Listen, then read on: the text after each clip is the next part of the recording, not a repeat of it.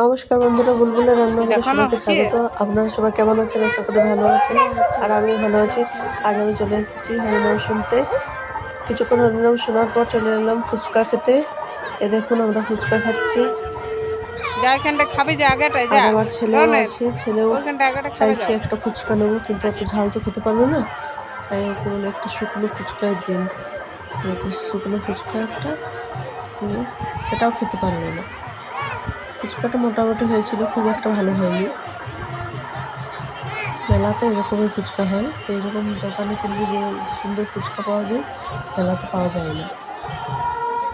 তো যাই হোক, তবুও ফুচকা খেতে আমার বেশি পছন্দ লাগে। ফুচকা খেতে খেতে আমার ছেলে খুব বায়না করছিল, বলছিল যে আমি খেলনা কিনবো, খেলনা কিনবো। আমাদের ফুচকা খাওয়া হয়ে গেল।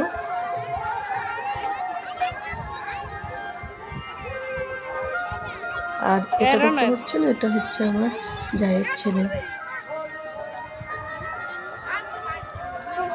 ওর নাম হচ্ছে রনিত।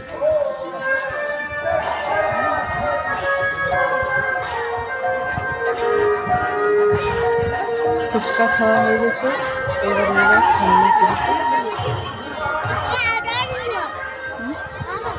চলে যাব।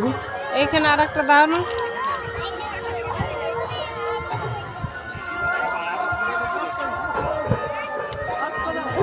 এই দেখুন বন্ধুরা, খেলনা করতে চলে এসেছে। তারপর খেলনা ও বলছে, আমার ছেলে বলছে এটা নেবো, ওটা নেবো, জেসিবি নেবো, আরও কিছু জিনিস নেবো। তারপর ওকে একটা বেলুন কিনে দিলাম। বেলুনটা একটু খেলনা করতে করতেই ফাটে গেল।